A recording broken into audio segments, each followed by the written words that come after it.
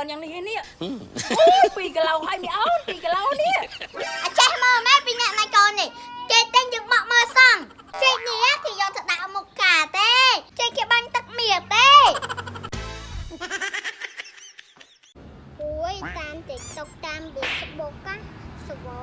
មានឡើងថ្លៃដល់ហើយរត់ទៅពីរម៉ាឬមានសិនម៉ែម្នាក់មានឡើងថ្លៃណាម៉ែចាំការទៅលើមាស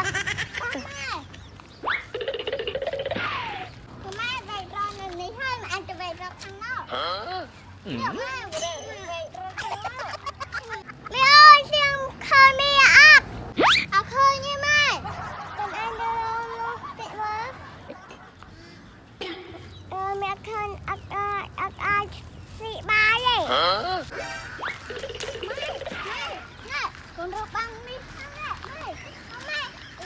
ដាក់លើដុំថ្មនេះសិនម៉ែឆែកមាសហេបាទមាសមែនតាកូនរកបាននៅកន្លែងរោងការគេកូនអញលួចគេហើយកូនម៉ែលួចគេទេម៉ែឆែកមាសឆែកប្រាស់គេតាំងមករោងការឡើងមកកកកូនម៉ែចឹងកូនទៅយកបដាទៅបើគេកាប់ឆៅហើយកូនយកទៅលក់តាម៉ែយកឆែកមាសយើងទៅលក់ម៉ែទិញមាសទិញបាយទិញមាសទិញបាយទិញពេជ្រមានបងប្អូនណាមានមាសពេជ្រលក់អត់ម៉ែលក់មាសអូយអូយមិនតែទិញបាក់មាសអីច្រើនយ៉ាងនេះនេះ2គីឡូហើយមីអូន2គីឡូនេះចែកមាសអូយមីអូនណានេះកូនយកមាសទៅលក់ឲ្យតកែធំយ៉ាងមីអូនកូននេះយកមាសទៅលក់ឲ្យតកែធំណា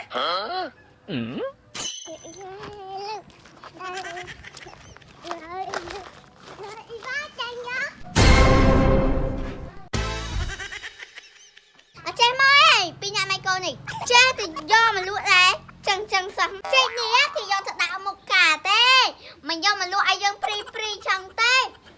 ងាញ់ចូលចាញ់មើលខ្នាតវាហ่ะខិនចៃបបណាណៃមើលមិនឃើញទៀតណាអចេះមើលម៉ែពីអ្នកណៃកូននេះគេតែងយើងបកមើលសងមើលស៊ីមួយមើលឆ្ងាញ់អត់ឆ្ងាញ់អីតាទីមួយមើលឆ្ងាញ់អត់ចេះទៅយកមកលក់ដែរចេកនេះចាចេកនេះនឹងថៃខ្ញុំមិនចង់បានចេកមានចឹងហើយខ្ញុំបានតែមាសទេអាណាចេកឲ្យមានមាសចឹងចេកគេបាញ់ទឹកមាសទេ